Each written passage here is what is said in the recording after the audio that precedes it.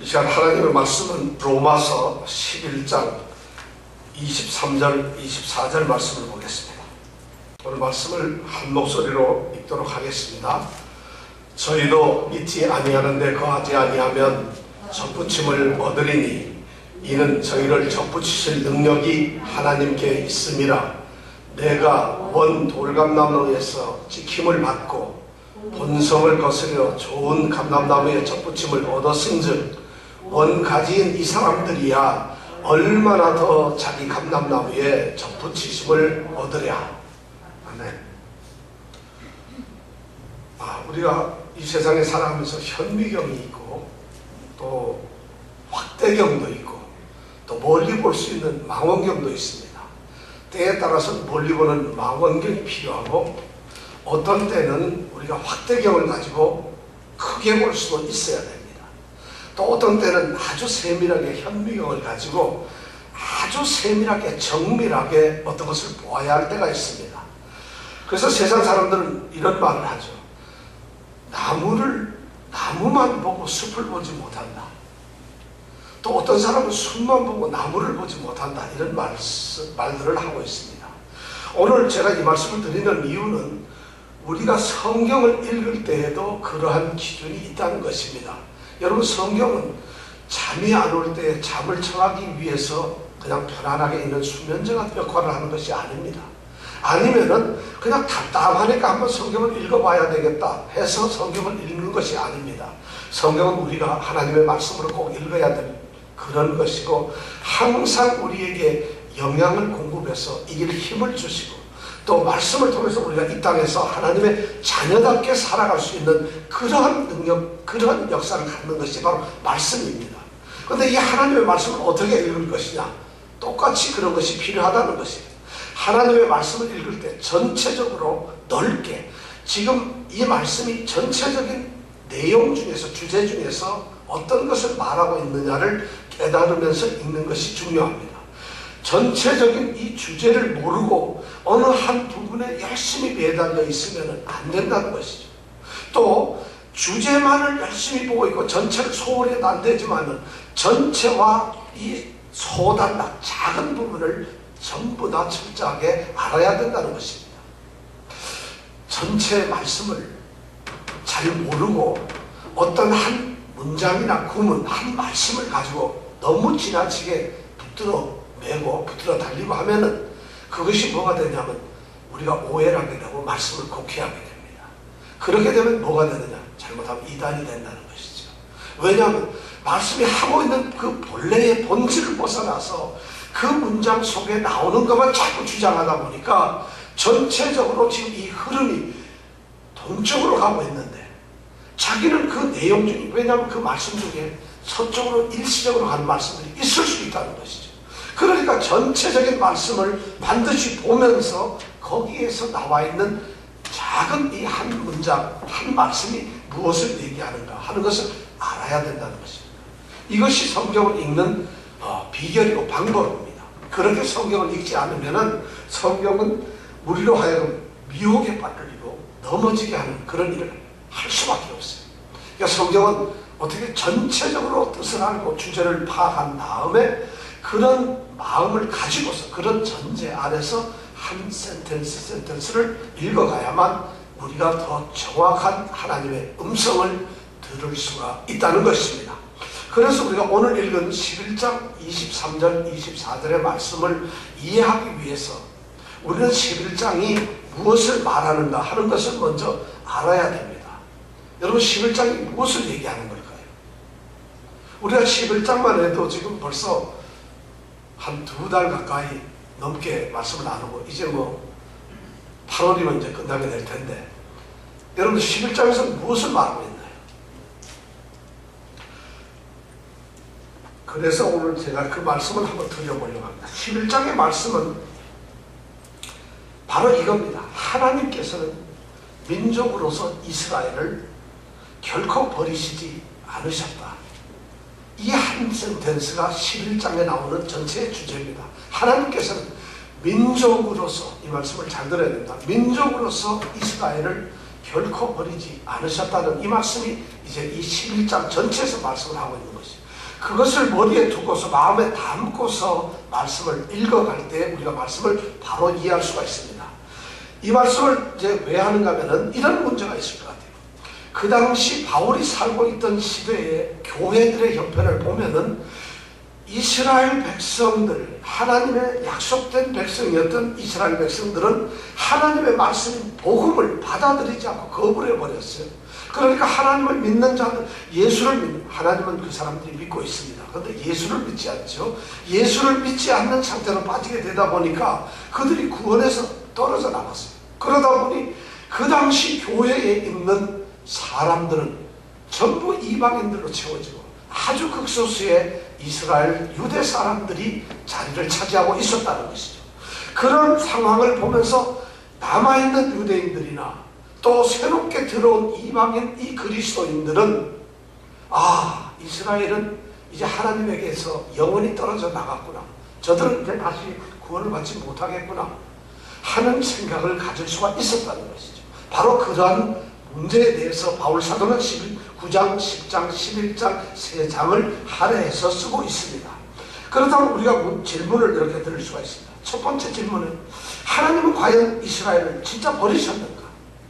하나님은 정말 이스라엘을 버리셨을까? 그 대답은 우리가 이미 아니라고 합니다. 결코 그렇지 아니하다는 것을 대답을 우리가 듣고 있습니다. 거기에 대한 대답으로 바울 사도는 11장에서 두 가지를 대답하고 있어요. 11장 1절에서 10절까지 그가 대답하는 건 뭐냐면, 하나님께서는 이스라엘 백성을 모두 버리신 것이 아니라 전부 다 완전히 버리신 게 아니라는 것이, 하나님은 이스라엘 백성 그냥 다 버리고 하나도 구원을 못하고 하나도 예수 믿는 사람이 없도록 한 것이 아니라는 것이. 그 다음에 11장 11절부터 우리가 오늘 읽은 말씀을 지나서 32절까지의 말씀에 무슨 말씀을 하셨는가 하면은, 하나님께서는 이스라엘을 다 완전히 영원히 영구적으로 버리신 것은 아니라는 것이. 그 두 가지를 얘기하고 있어요. 전부 버리신 것도 아니고, 그렇다고 해서 조금 남겨뒀는데 그렇다고 이스라엘을 영원히 버리셨는가, 그것도 아니라는 것이. 그것이 11장의 전체적인 주제입니다. 그 이야기를 하면서 바울 사도가 증거를 대고 있는 것이 11장에 나오는데, 첫 번째 11장 1절에서 자기 자신을 가리키면서 내가 바로 증거다 하는 말을 합니다. 자기가 바로 이스라엘 사람이거든. 나도 이스라엘인이요 아브라함의 씨에서 난 자요 베냐민 지파다. 이 말을 함으로써 이스라엘이 왜 다 망했겠느냐, 나 같은 사람이 있지 않느냐, 이런 이야기를 하면서 증거를 댑니다. 그뿐만 아니라 두 번째 증거로는 역사적으로 시대마다 하나님께서는 은혜로 택하심을 따라서 남은 자가 있다고 말씀을 하셨어요. 바로 유대인 중에서도 전부 망한 것이 아니라 그들 중에서도 하나님께서 은혜를 가지시고 그 중에서 선택을 해서 남겨준 자들이 있다는 것입니다. 그들이 바로 초대 교회에서 자리를 차지하고 있었던 유대인으로서 그리스도를 믿는 유대인 그리스도인들이었습니다. 그뿐만 아니라 시대를 따라서도 그런 사람은 있다는 것입니다. 그뿐만 아니라 이 바울 사도는 또 다른 증거를 내세우는데, 이런 증거를 내세웁니다. 이스라엘 백성들의 조상들이 거룩하게 구별되어서 하나님께 부름을 받았다면은 그 거룩한 조상의 후손들이고 자손들인 이스라엘 백성들도 역시 거룩하게 부름을 받을 것이라는 것입니다. 그 말씀을 우리는 제사하는 처음 익은 가루가 거룩한 즉 떡덩이도 거룩하고 뿌리가 거룩한 즉 그 가지도 거룩하다는 이 말씀을 우리가 생각했어요. 바로 이스라엘 족속들의 믿음의 조상들인 아브라함, 이삭, 야곱 이런 분들이 하나님의 거룩하심으로 선택을 받았기 때문에 하나님께서 선택한 그 민족은 결코 거룩하지 않을 수가 없다. 그 자손들은 당연히 거룩하다는 것입니다. 이것이 바울 사도가 지금까지 주장했던 증거들이에요. 그렇다면 우리는 여기서 또 다른 질문을 던질 수밖에 없습니다. 그 질문이 뭐냐면, 그렇다면 왜 이스라엘 이 사람들이 복음을 거부하고 교회 밖에 있는 것이냐, 그들이 버려지지도 않고 또 그들이 거룩한 자손들의 후손이라고, 거룩한 사람들의 후손이라고 한다면 왜 복음을 믿지 않는가, 왜 교회 밖에 그들이 있는가, 그러한 질문들이 나올 수가 있어요. 그 질문에 대한 대답을 이제 7절, 8절 거쳐서 바울은 합니다. 그들에게 하나님께서 마음에 혼미한 마음을 주셨어요. 어지럽고 멍하고 무감각한 무디어진 마음을 주셨고, 보지 못할 눈을 그들에게 주셨고, 듣지를 못할 귀를 그들에게 주셨어요. 그러다 보니까 그들이 고집을 부리고, 그리고 불신하고 믿지 아니함으로써 어떻게 됐다고요? 완악하게 되었다. 완악하게 되었다. 이렇게 완악하게 됨으로 말미암아 그들은 복음을 받지 않아요. 복음이 전해지는데도 고집을 피웁니다. 그리고 복음에 대해서 저항하고 반대를 한다는 것이죠. 왜냐하면 그들은 들을 귀가 없어요. 복음을 볼 수 있는, 알 수 있는, 깨달을 수 있는 눈도 없어요. 그리고 그들이 마음속으로 그것을 받아들이고 싶은 마음조차도 없이 무감각하고 멍텅구리가 되었다는 것이죠. 하나님께서 그렇게 만드셨다는 거죠. 그래서 복음을 받아들이지 않으니까 저희들은 당연히 실종할 수밖에 없었어요. 그래서 그들이 실종하게 되어서 복음이 그냥 없어지는 것이 아니라, 복음이 그들에게 소위 전해야 될 유대인들이 실종했기 때문에 복음이 철수되는 것이 아니라, 그 복음은 방향을 틀고서 이방인들에게 향했다는 것이죠. 그래서 교회가 이방인들이 채워지게 되었고, 결과적으로는 이방인들이 교회에 채워짐으로써 밖에 있는 유대인들이 교회에 들어가서 구원을 받고 있는 이방인들을 보면서 저 자리가 바로 우리의 자리인데 하면서 시기하는 마음을 갖게 했다는, 이것이 바로 대답이었습니다. 이런 말씀을 이제 16절까지 이렇게 쭉 하면서 바울 사도는 갑자기 주제를 바꿔서 다른 이야기를 합니다. 여러분들, 제가 지금 이렇게 말하고 있는 건 11장 전체 얘기를 지금 얘기를 하고 있습니다. 왜냐하면 23절 4절을 설명하기 위해서 좀 이해를 해야 돼요. 이런 말씀을 하고 난 다음에 바울 사도가 갑자기 주제 논제를 바꾸어서 다른 얘기를 합니다. 바로 17절에서 22절까지 말씀이에요. 그렇다면 이런 거예요. 교회를 차지하고 있는 다수의 사람들이 이방인들인데, 그 이방인들이 교회 안에서 대단한 척하고 우쭐거리고 껐덕거리고 잘난 척하고 뭔가 된 것처럼 우리는 선택받은 이방인들이 그런 생각을 하고 있다는 것이죠. 하나님의 백성인 저 사람들은 덜려나고 우리가 드디어 이제는 하나님의 백성이 되었고 우리가 이제는 자랑스러운 사람들이 되었다고, 그런 교만한 마음을 갖게 된 그런 위험에 빠져 있어요. 사실 교회 안에 그런 모습들이 보이게 되었어요. 그러다가 보니까 바울 사도가 그들을 향해서 너희들 위험하다, 위험 사인을 주고 싶은 거지. 너희들 그렇게 하다가는 교회에서 떨어져 나가고 저 사람들처럼 똑같이 될 수 있는데 안 된다. 경고를 하면서 하시는 말씀이 뭐예요? 자긍하지 말라. 잘난 척하고 겸손하게 거만 떨지 말라. 교회 안에서 너희들이 잘난 척하지 마. 너희들이 뭐가 잘났느냐? 너희들이 뿌리나 근거가 아니라는 것이. 너희들은 뿌리로부터 공급을 받는 가지밖에 더 되는, 접붙임을 받은 존재들 밖에 더 되겠느냐는 것이. 그런 너희들이 어떻게 거떡거릴 수가 있느냐? 만약 너희들이 자긍하고 교만하게 된다면 원가지를 꺾으신 하나님께서 원가지를 가차없이 제해버리고 구원에서 떨어져 나가게 한 그 하나님께서 너희도 똑같이 자를 것이라는 것이. 그러니까 너희들에게 어떤 행동, 너희들은 높은 마음을 품지 말고 오히려 어떻게 하라고? 두려워하라는 것이. 하나님의 인자와 하나님의 이 어미에 대해서 두려움으로 하나님을 믿으라는 것이었어요. 그런 경고를 보내고 있어요. 이런 경고를 들은 만약 유대인들이나 유대인 이 그리스도인들이나 이방인 이 그리스도인들이 교회 안에서 그 말을 들으면 뜨끔하겠죠. 아, 그렇구나. 우리가 믿음으로 바로 서야 되겠구나 하는 생각을 갖겠죠. 그러면 그들 마음속에 또 다른 질문이 이렇게 생길 수가 있어요. 사실 그렇게 고개를 숙였다가 아이고 두려워해야지, 조심해야지 했다가 그들 마음속에 어떤 마음이 생긴다면, 그렇다면 하나 궁금한 게 있는데, 꺾여진 가진 저 유대인들은 어떻게 될까요? 정말 저들은 어떻게 될까요? 그들에 대한 궁금함이 있다는 것이. 우리는 들어와서 좋은데 그럼 저들을 무시하지도 말고 저들을 갖다 깔보지도 말고 저들을 배척하지도 말아야 된다면 그럼 저들은 도대체 어떻게 되는 것일까요? 하는 질문이 바로 있을 수가 있다는 것입니다. 그들은 다시 회복될 길이 없을까요? 그들에게는 다시 회복될 만한 희망이 없을까요? 바로 거기에 대한 대답이 오늘 23절서부터 32절까지에 나오는 말씀이 바로 그 대답이라는 것입니다. 그 대답은 이스라엘 백성들, 가지에서 잘려나간 그들은 반드시 회복이 된다는 말씀이 바로 그 다음 말씀에 나온다는 것이죠. 그것이 단정. 그러면서 오늘 읽은 23절, 24절 말씀이 그들이 회복이 어떻게 될 것인가? 누가 회복을 시킬 것인가? 과연 회복이 가능한가 하는 문제를 오늘 23절, 24절이 말씀을 하고 있습니다. 그래서 오늘 제목은 뭐냐? 저희도 접붙임을 얻으리니. 저희들이 접붙임을 다시 얻는다는 거죠. 여기서 접붙임을 얻는다는 건 다시 얻는다는 거죠. 저희들이 가지에서 잘려나갔지만은 다시 접붙임을 얻게 된다는 것입니다. 자, 그렇다면 우리가 오늘 말씀을 가지고 한번 깊이 생각을 해보겠습니다. 이제 드디어 우리는 망원 확대경으로 말씀의 전체를 보았으니까 이젠 현미경으로 23절, 24절에 있는 말씀에 좀 더 깊이 들어갈 필요가 있습니다. 이 말씀이 무엇을 말씀하고 있는 것인가 하는 것을 우리가 생각해야 될 것입니다.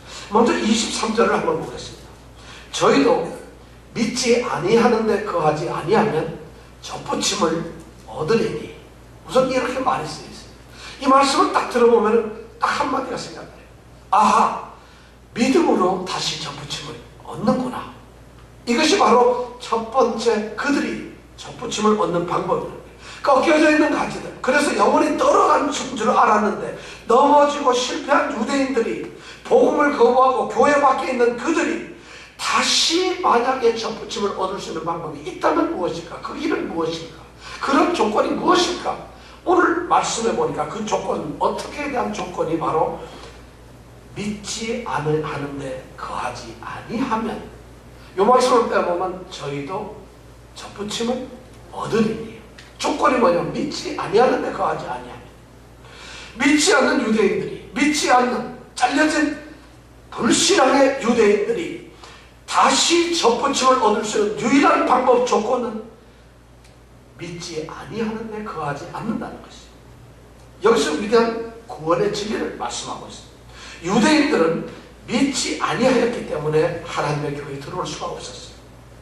그들이 믿지 않는데 불신앙의 자리에 그대로 있다고 한다면, 머무르고 있다고 한다면, 아니 그들이 불신앙으로 이 세상을 살고 있다고 한다면 구원의 회복은 그들에게 없습니다.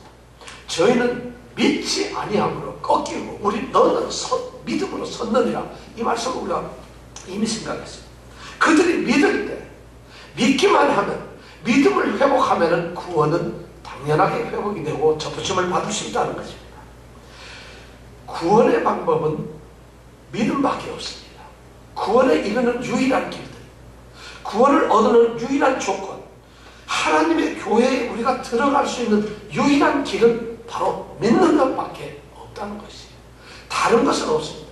우리는 교회에 그냥 다닐 수는 있어요. 그냥 교회에 들어올 수는 있지만은 교회 안에서 하나님이 선택한 하나님의 백성으로서 하나님의 백성이라고 하는 이 나무 속에 가지로 접붙임을 받고 구원을 얻을 수 있는 유일한 방법은 교회에 왔다 갔다 하는 것이 아니라 바로 믿음이라는 것이에요. 이 믿음만이 유일한 길입니다. 유대인이나 헬라인, 이방인들, 이 세상 어떤 사람도, 모든 사람도 하나님의 구원을 얻을 수 있는 유일한 길은 믿음뿐입니다. 믿지 않고서도 구원을 얻을 수 있다. 나는 믿음이 없지만 하나님 좀 자비를 베풀어서 나에게 믿음 구원을 주시옵소서. 불가능한 얘기라는 거죠. 하나님이 하실 수 없는 것은 믿지 않는 사람을, 믿음이 없는 사람을 하나님이 억지로 자기의 능력으로 구원을 시킬 수 있는 방법은 없습니다. 하나님께서는 그게 불가능한 거죠. 하나님께서 불가능한 것이 많아요. 믿지 아니하는 사람을 구원하는 것, 하나님은 불가능하세요. 하나님이 속이고 거짓말하는 것, 이런 것이 불가능해요. 하나님이 어떤 일을 실패하신다, 이것은 불가능한 것이에요. 그러니까 하나님께서 구원을 주시는 유일한 방법은 바로 구원, 그 길은 믿는 것이에요. 믿음으로 구원을 얻는다는 것을 말씀을 하고 있어요. 꺾여진 가지일지라도, 버려진 사람이라 할지라도 믿음을 다시 회복했을 때 그 사람은 구원을 얻는, 접붙임을 얻는 결과를 가져온다는 것입니다. 자, 그럼 믿음만 가지고 있으면 무조건 접붙임이 되는 것인가 하는 질문이 생기는데, 그 다음 두 번째 우리는 말씀을 또 읽어볼 수 있습니다. 23절 하반절에 보면 저희도 믿지 아니하는데 거하지 아니하면 접붙임을 얻으리니 이는 저희를 접붙이신 능력이 하나님 하나님께 있습니다. 이렇게 말씀을 또 증거하고 있습니다. 하나님께서 이 접붙이실 능력을 가진 것은 하나님이시다. 하나님만이 구원을 시킬 수가 있고 다시 회복을 시킬 수 있다는 것, 접붙임을 할 수 있다는 것이다. 자, 꺾여진 가지들은 자기가 스스로 꺾는 것이 아닙니다. 자기가 스스로 꺾을 수도 없습니다. 꺾여진 가지들은 꺾여지는 것도 자기의 뜻이 아니듯이 접붙임을 받는 것도 자기의 뜻대로 되는 것이 아니라는 것입니다. 적어도 꺾여진 가지들, 이 세상의 어떤 가지들도, 이 세상의 어떤 사람도 스스로 구원으로 나가거나 접붙임을 얻을 수 있는 방법은 없다는 것입니다. 그것을 할 수 있다면 여기서 구원을 얻지 못할 사람이 어디 있겠어요? 다 구원을 얻기로 그러겠죠. 천만의 말씀. 그것이 만약 가능하다고 한다면, 이 사람이, 우리가 구원을 얻는 것이 가능하다고 한다면 이 세상에 구원을 얻을 사람은 하나도 없습니다. 사람이 만약 나의 의지로, 나의 뜻으로, 나의 자격으로, 나의 능력으로 구원을 얻는 것을 하나님께서 허락하셨다면, 그것이 유일한 길이라고 한다면 놀라웠게도 아무도 구원을 얻을 수가 없습니다. 여러분이 여러분 자신을 믿을 수 있겠어요? 하나님이 정해놓으신 그 구원의 기준, 하나님께서 구원을 시킬 만한 그 사람들의 기준에 우리가 우리 스스로 적당하게 합당하게 그렇게 되어가지고 우리 스스로 구원을 이루어낼 수 있겠어요? 불가능한 것이, 이것이 하나님의 은혜라는 것이. 그 구원을 하나님께서 우리에게 맡겨두시지 않아서 아무리 잘난 사람도 우리가 스스로 구원을 얻을 수가 없어요. 그런데 그 구원의 일을 갖다가 하나님이 하나님의 능력 안에 두시고 하나님의 주권 안에 두셨기 때문에 하나님이시니까 우리를 구원하는 것이 가능하다는 것이죠. 그분의 능력에는 실패가 없다는 것이죠. 자, 그렇다면 이런 문제, 만약 하나님이 주신 축복이나 특권을 거부를 했어요. 그 다음에 하나님의 복음을 거절했고 반항했어요. 그뿐만 아니라 그들은 하나님께서 버려버리신 꺾여진 가지들인데, 그런 이스라엘이 구원에 대한 희망이 과연 있을까요? 없을 것 같아요. 그 축복도 거부했죠. 복음도 그들은 반항을 해서 거절하고 말았죠. 그래서 하나님께서 가지를 꺾어버렸는데 그들에게 다시 구원의 회복의 가능성, 희망이 있다는 것이 도대체 믿어지냐는 것이죠. 그런데 오늘 말씀해 보면 사도가 저희도 접붙임을 얻는다고 해서 그 희망이 있다는 것이, 그것이 가능하다는 것이, 그것이 이루어질 수 있다는 것이, 할렐루야. 이것이 하나님의, 바로 그들을 접붙일 수 있는 능력은 하나님의 능력이라는 것이죠. 하나님만 할 수 있다는 것이죠. 이스라엘, 꺾여진 이스라엘을 다시 회복시킬 수 있는 능력은 하나님만이 가질 수 있다는 것입니다. 그뿐만 아니라 이 자리에서 우리를 구원하시는 그 능력은 오로지 하나님만 가지고 계시는 것입니다. 구원은 우리의 일이 아니고 하나님의 일이기 때문에 그렇습니다. 우리는 구원을 누리는 혜택자고 수혜자이지 구원을 완성시키고 구원을 우리가 해내는 자들이 아닙니다. 그렇기 때문에 우리는 이 땅에 살면서 구원을 누리면서 영원한 구원에 도달하도록 우리는 구원을 이루어가는 그런 존재들이라는 것입니다. 자, 이것이 23절의 핵심적인 말씀입니다. 그럼 여기에서 우리는 몇 가지 질문을 던져볼 수가 있습니다. 이 말씀을 우리가 들었는데, 자, 이제 현명으로 좀 자세히 한번 보십시다. 여러분 질문을 받는데, 첫 번째 이제 질문은 바로 구원과 믿음의 관계입니다. 믿기만 하면 구원을 얻는 것이다. 오늘 보니까 이 23절의 말씀은 좀 이율배, 패러독스가 있어요. 이율배반적인 그런 말씀이 바로 23절에 있어요. 믿는데 거하지 아니하면, 믿지 아니하는데 거하지 아니하면, 이 말은 부정어로 계속해서 무슨 말인지 헷갈리는데, 믿지 아니하는 그곳에 거하지 아니하면, 이 말은 믿는데 거하면, 이 말이죠. 부정의 부정. 믿는데 거하게 되면 접붙임을 받는다. 그러니까 구원이 마치 우리 인간의 행위나 인간의 어떤 노력, 공로에 의해서 우리는 구원을 얻을 수 있는 것처럼 들리는데, 그 다음에 보면 하나님께서 접붙이실 능력이 하나님의 능력이고 하나님께만 있다고 해서 하나님의 주권을 살짝 얘기하고 있어요. 자, 그럼 하나님의 주권과 인간이 할 수 있는 인간의 어떤 행위나 이것이 부딪혔어요. 진정한 구원은 그럼 어떻게 얻는 것인가? 믿음으로 얻는 것입니까? 아니면 하나님의 능력으로 얻는 것입니까? 하나님의 능력으로 얻는다 믿음이 왜 필요하겠습니까? 아니 믿으면 구원을 얻는다 그랬는데 하나님이 우리 믿는 걸 어떻게 낼 수가 있습니까? 우리가 결국 구원을 얻는 거죠.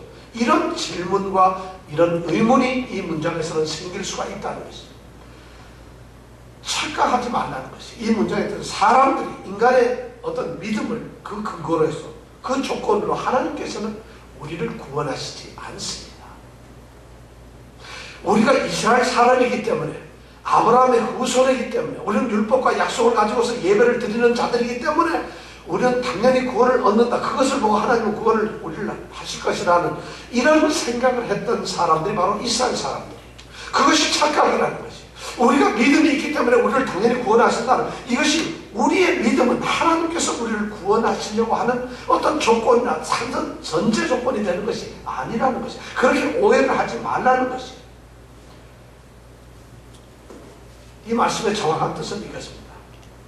우리의 믿음은 하나님이 우리를 구원하시는 어떤 구원의 전제 조건이나 어떤 필수적인 어떤 그런 방법이나 그런 어떤 근거가 되는 것이 결코 아닙니다. 하나님께서는 우리 믿음을 보고 또는 우리의 변됨이나 자격이나 우리의 어떤 노력을 보고 하나님의 판단을 내리셔서 하나님께서 결정을 내리시는 건 천만의 말씀입니다. 그렇게 되면은 우리가 잘못하면 또 쫓겨나게 되는 것이죠. 그렇지가 않다는 것이죠. 구원이라는 것은 일방적으로 하나님께서 우리에게 주시는 선물이 아무 가격 없이 값도 없이 주는 선물이라는 것이죠. 어떠한 우리 인간적인 자격이나 조건, 우리의 가진 어떤 행위에 의해서 우리가 구원을 얻게 되고 그것을 얻어지는 것이 아니라는 것입니다. 그런 것으로 되지 않고 하나님의 은혜로 되는 것이라는 것이죠. 그렇다면 믿음과 구원의 관계는 어떻게 되는 것입니까? 그럼 우리의 믿음은 뭐냐? 여기에서 중요한 말씀은 이겁니다. 구원을 주시는 분은 누구냐? 구원을 이루시는 분은, 구원을 주시는 분은 하나님이세요. 구원은 하나님께로부터 오는 것이고 하나님만이 구원을 주시는 겁니다. 그런데 그 구원에 이르지 못하고 구원에 실패하는 것은 누구의 책임인가? 바로 우리의 책임이라는 것이죠. 하나님은 구원을 얻을 수 있는 모든 길과 방법과 모든 것을 우리에게 제시하셔서 우리를 구원하시기를 원하고 계세요. 그런데 그 구원에 도달하지 못하는 이유는 딱 하나, 우리가 믿지 아니했기 때문에 우리의 책임이라는 것이죠. 우리가 정죄받고 우리가 구원에 이르지 못하는 것은 우리의 책임이라는 것이죠. 여기에서 바로 하나님의 구원의 주권과 우리 인간의 책임이라고 하는 것이 서로 어떻게 보면 보합적인 관계인 것 같지만은 실제적으로 하나님의 구원의 역사에 있어서 우리 인간들의 책임이 면제되고 너희들은 책임이 아무것도 없다 이렇게 말씀하시는 분이 아니라는 것이에요. 어떤 자들은, 이 구원받은 어떤 자들은 하나님은 무조건 우리를 구원하십니다. 도둑질을 하든 나쁜 짓을 하든 우리가 어떻든 하나님 마음이 내키면 무조건 하는 것이다. 물론 하나님께서는 그러한 사람들에게 구원의 길을 열어두셨지만 그들에게 어떤 책임이 있느냐? 하나님을 믿어야, 예수를 믿어야 할 책임이 있다. 그 책임을 감당하지 못하면 하나님은 구원을 안 해야 하신다는 것이죠. 그러니까 우리에게는 절대적으로 믿음에 대한 의무가 있고 믿음에 대한 책임이 있습니다. 우리 모든 성도들이 이 믿음의 책임감을 감당하시기를 바랍니다. 정말 그렇습니다.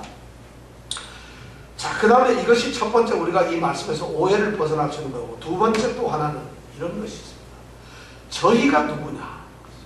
우리는 쉽게 이 문장을 그냥 저희도 믿지 아니하는데 거하지 아니하면 접붙임을 얻으리니 하는데, 여기서 저희는 누구겠어요? 그 다음에 또 그 다음 이는 저희를 접붙이실 능력이 하나님께 있습니다. 그럼 저희도 저희를 하는데 여기서 저희는 누굴까요? 여러분 누구겠어요? 자, 누가 접붙임을 받아요? 꺾여진 가지들인 바로 이스라엘. 하나님께 버려진 이스라엘. 똑같은, 저희도 저희를 할 때 똑같은 거죠. 바로 그러한 사람들이. 그런데 우리가 거기에서 착각을 하면 큰일 납니다. 그런 것이 아니라는 거죠. 물론 꺾여져 나간 유대인들을 틀림없이 말하고 있는데, 이 말씀은 뭐냐면 이미 꺾여진 그 유대인들, 그들을 말하는 것이 아니라는 것이에요. 그렇게 오해할 수 있어요. 이 문장을 보면 그래요. 그렇다면 이제 이런 얘기가 되겠죠.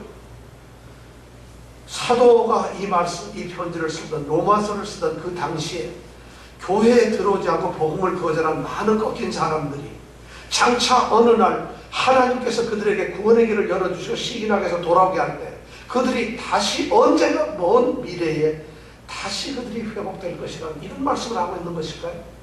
아닙니다. 그런 것이 아니에요. 이미 그들은 거기서 나갔다는 것이에요.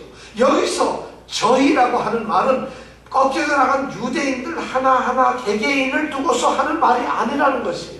그들이 접붙임을 얻는다는 뜻이 아니고, 여기서 저희라고 하는 말은 민족이라고 하는 거대한 집합체로서의 유대인들, 이스라엘을 말합니다. 예를 들어 우리가 축구 시합을 하면은, 야, 우리가 이겼어, 이런 말이에요.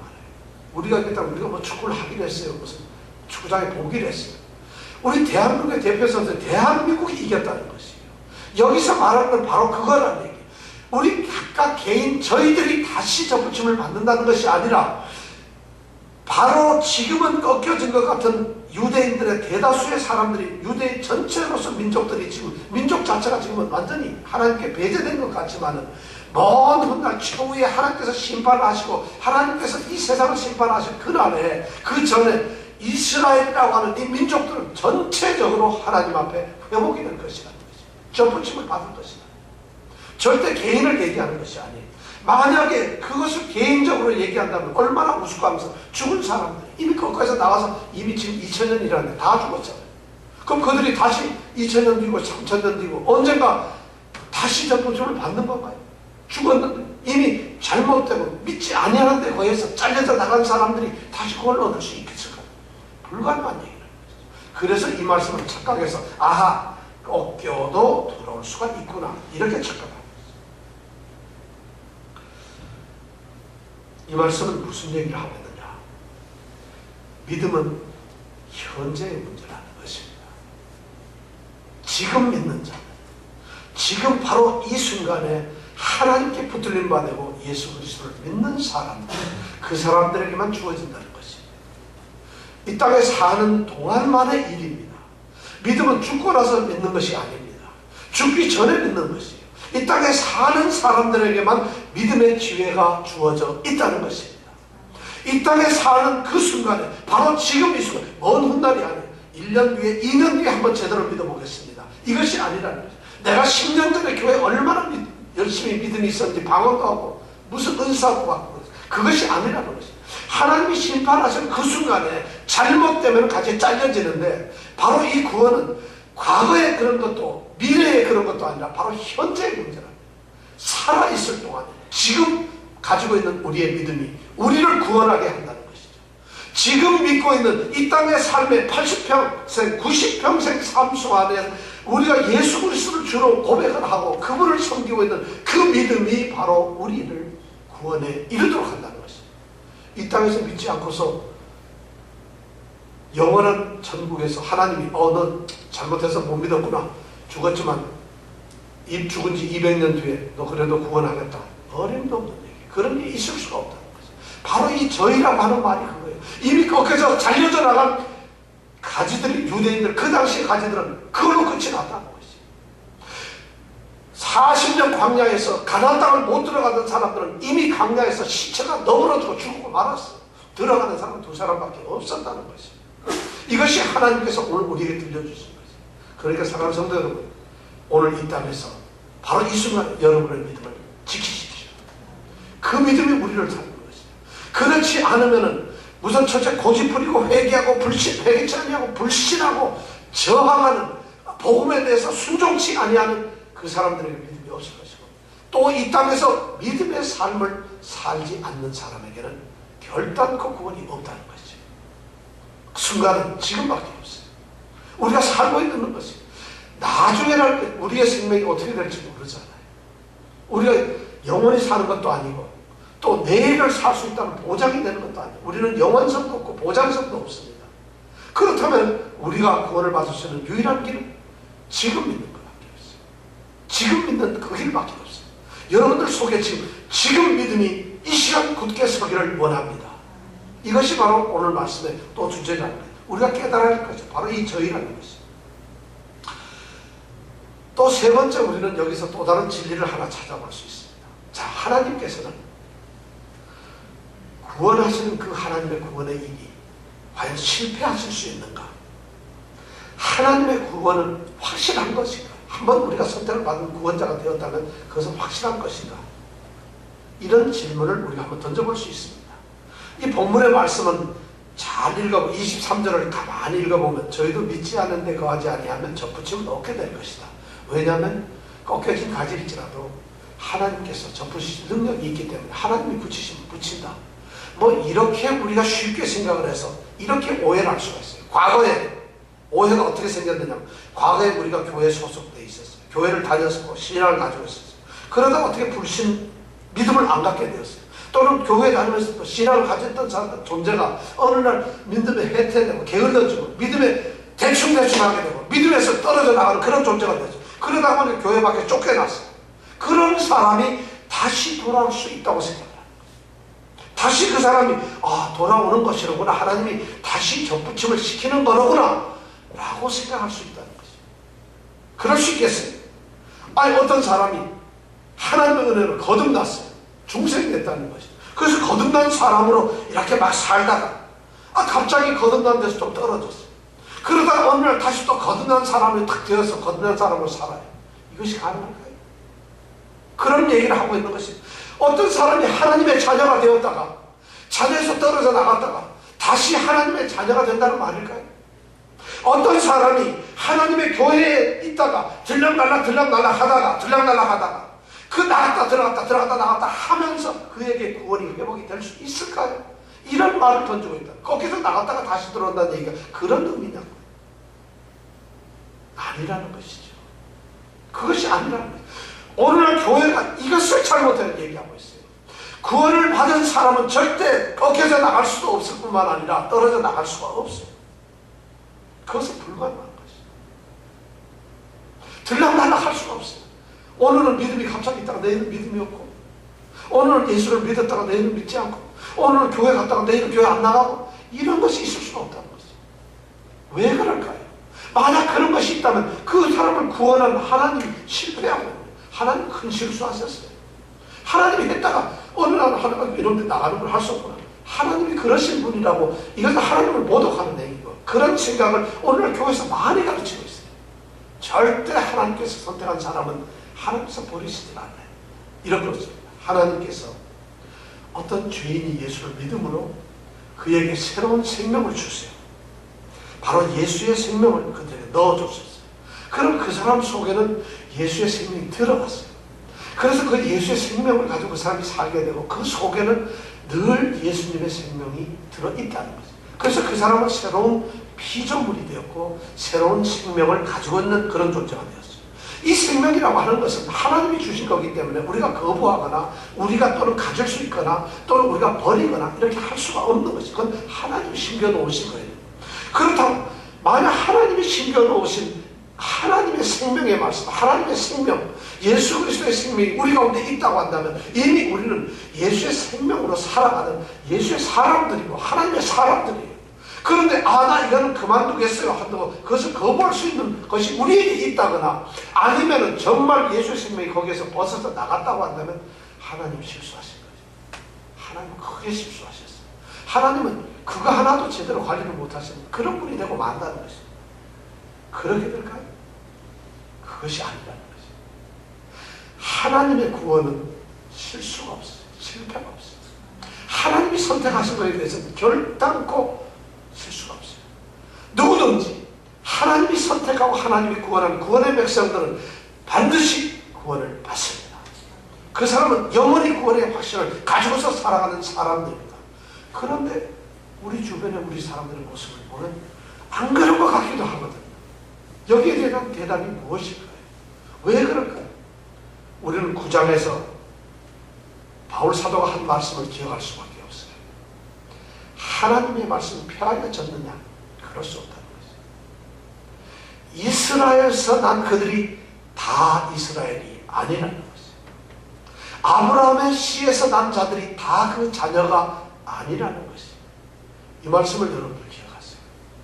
교회에 지금 똑같이 앉아있지만 우리 예수님께서는 그런 예를 들었죠.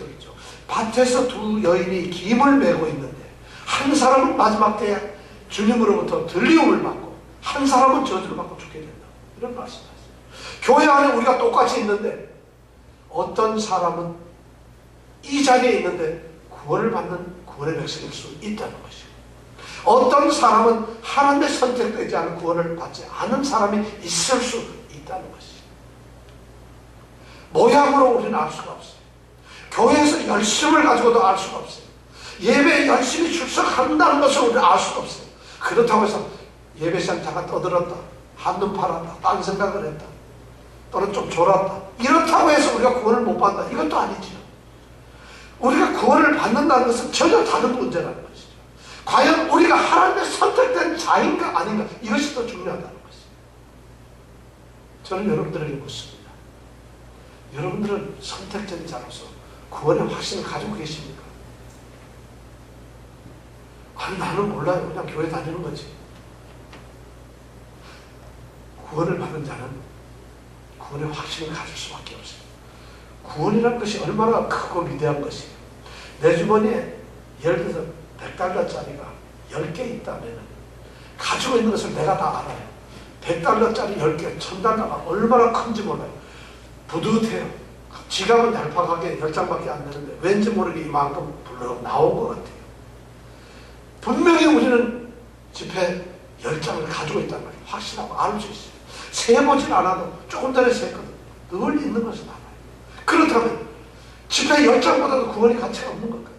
구원이 우리에게 있다면 구원을 우리는 못 느끼고 사는 걸까요? 구원을 느낄 수가 없는 것이냐? 천만의 말씀이죠.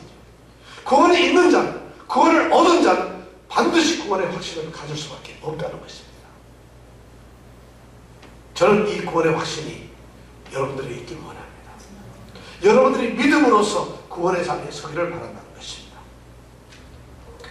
자, 그렇다면 이제 마지막 유대인들이 또 가질 수 있는, 유대 그리스도인들이나 이방 그리스도인들이 또 가질 수 있는 질문이 있어요. 어떻게 하나님께서 이미 꺾여진, 하나님에서 꺾어서 잘라진 그 가지들이 돌아오는 것이 가능하겠어요? 그것이 그렇게 쉬운 일이 아니잖아요. 그것이 어떻게 하나님이 꺾어 놓으셨는데, 그리고 하나님 이스라엘 백성은 이렇게 제껴 놓으셨는데 그것을 하나님 쉽게 하실 수 있겠어요? 거기에 대한 대답이 바로 24절의 말씀입니다. 내가 원 돌감나무 가지에서 찍힘을 받고 본성을 거스려 좋은 감람나무에 접붙임을 얻었은즉 원 가지인 이 사람들이야 얼마나 더 자기 감람나무에 접붙이심을 얻으랴. 바로 이 말씀이 거기에 대한 대답이에요. 너는 여기서 원이라고 하는 단어, 원 돌감나무, 원 가지들 할 때 이 원이라는 단어가 너무 소중한 단어예요. 이 원이라는 말이 뭐냐면 본성적으로, 본질적으로 이런 말이에요. 너는 본질적으로 돌감나무야. 본질적으로. 근데 거기 돌감나무에서 본성을 가지고 있었는데 찍힘을 받고서는, 그리고는 네가 가지고 있는 그 본성을 거스려가지고 그 본성을 벗겨버리고는 오히려 좋은 감람나무, 다른 본성을 가진 그 좋은 감람나무에 네가 접붙임을 얻었다고 한다면은, 그것이 가능했다고 한다면, 그것이 바로 이방인 너희라고 한다면은, 원나무에서 참 감람나무의 본성을 가졌던 가지들이, 그 사람들이, 원가지들이 꺾여나갔다 할지라도 그 사람들이 다시 원감람나무의 본성을 회복하는 것이 뭐가 힘들겠느냐는 거죠. 그것이 더 쉽지 않겠어요? 전혀 관계없는 자들이 만약 그렇게 되었다고 한다면, 본래 그런 성품을 가지고 그런 본성을 가졌던 그 자리에 있던 사람을 도로 갖다 놓는 것이 불가능하겠어요? 안 되는 일입니까? 그것이 너무 쉽다는 얘기죠. 이스라엘의 회복은 이방인의 구원보다도 더 쉬울 수가 있다는 것이죠. 물론 하나님께는 이방인이나 유대인이나 구원을 하는 것은 똑같아요. 그런데 바울 사도는 우리에게 인간적인 지혜를 가지고 인간적인 생각으로 좀 쉽게 설명을 해주는 것이에요. 이 사람들이 자꾸 의심을 하니까 내가 쉽게 예를 들게. 원가지가 잘려나간 것이 너희들도 잘려나갈 수 있어. 그런데 너희들을 받아들였다면 원가지 드리는 거 더 쉽지 않아? 지금 이 말씀을 하고 있다는 것이죠. 그래서 이 말씀을 함으로써 이스라엘은 결코 버리시지 않으셨다. 이스라엘은 구원을 얻는다는 것이죠. 오늘 말씀의 핵심이 그거예요. 그러면서 25절부터 우리는 중요한 바울 사도가 이야기하는, 소위 말해서 비밀이라고 하는 것을 우리가 다음 시간에 생각을 하게 될 것입니다. 바울은 도대체 어떤 비밀과 계시를 가지고서 우리에게 예언을 하고 있는 것인가, 그 말씀을 우리가 다음 주에 생각할 것입니다. 자, 오늘 결론을 말씀드리겠습니다. 우리가 전에 그리스도 밖에 있었습니다. 이스라엘 나라 사람들이 아니었어요. 그 자손들 후손들 우리는 아니었어요. 그들이 가지고 있던 약속들이나 언약들이, 우리는 그런 것들이 없는 자들이었어요. 우리는 전에, 우리 이 자리에는 저나 여러분들 모두 다가 전에는 세상에서 소망을 갖지 못한 자였어요. 구원의 소망이 없었던 것이고 하나님도 우리에게는 없었어요. 그런데 이제는 하나님의 은혜로 말미암아서, 우리 예수 그리스도의 십자가로 말미암아 우리가 예수를 주님으로 고백하고 믿음으로 말미암아서 우리가 옛날에 가졌던 우리의 본성을 다 거슬려버리고 던져버리고 이제는 새로운 피조물, 새로운 생명으로 새로운 본성, 예수의 생명을 가진 그런 구원을 받은 자들이 되었다는 것입니다. 그런 사람들이 되었다. 그렇다면 우리가 꺾이지 아니하고 여기에 계속 서서 구원을 이룰 수 있는 방법은 무엇일까요? 믿음에 가는 것이라. 믿음을 지키는 것이라. 믿음에 굳게 붙잡혀 있는 것이라. 믿음이 뭐예요? 그리스도께 순종하는 것이고, 그분이 우리를 위해서 죽으셨고 우리를 구원하실 분이라는 것을 신뢰하고 의지하고, 그리고 그분의 하신 말씀을 통해서 우리가 그대로 순종을 하는 것, 이것이 바로 믿음이라는 것이죠. 그 믿음 외에는 우리가 살 수 있는 방법이 없다는 것이죠. 그것도 그냥 우리가 살아가는 것이 아니라 바로 우리가 목숨을 무지하고 이 땅에서 사람으로 살아가는 동안에만 이 믿음을 가질 수가 있다는 것이죠. 우리에게는 선택이 없어요. 평생의 선택이 10년을, 아니 영원을 좌우합니다. 우리가 이 땅에 살아가면서 목숨을 가지고서 믿음에 거하는 그것이 바로 우리의 영원한 삶을 보장하는 것이라는 거예요. 여러분들, 저나 여러분들이 이 땅에서 믿음을 가져야 될 이유가 바로 여기에 있습니다. 믿음에 거하십시오. 바로 오늘 믿음을 지키십시오. 오늘 믿음에 든든히 세워지십시오. 그리고 구원의 확신을 가지고 힘차게 사십시오. 기도하겠습니다. 예수 믿는 것, 믿음 생활을 하는 것, 얼마나 우리가 값싸고 하찮게 천박하게 생각했는지 모릅니다. 우리 멋대로 믿을 수도 있고 우리 멋대로 신앙 가질 수도 있고, 오늘은 믿었다 내일은 안 믿고, 우리의 신앙의 모습을 돌아볼 때 이런 믿음으로 구원을 얻을 수 있는 것이 불가능할 것, 그렇게 우리는 생각할 수밖에 없습니다. 그러나 구원은 하나님께 있어요. 하나님께서 구원을 하십니다. 그렇다면 우리가 하나님께 구할 수 있는 것이 나를 구원해 주세요가 아니라 우리에게 구원받을 만한 굳센 믿음을 허락하여 주시오. 그런 믿음을 우리에게 주십시오. 그런 믿음을 간구합니다. 이런 기도가 우리의 기도가 되어야 합니다. 구원을 얻는 것은 하나님의 능력이지만 구원에 이르지 못하는 책임은 전적으로 믿지 않느냐는 인간들에게 있습니다. 저와 여러분들 이 시간 믿음에 우리의 모습을 세워주길 원합니다. 믿음에 있을 때 섭니다.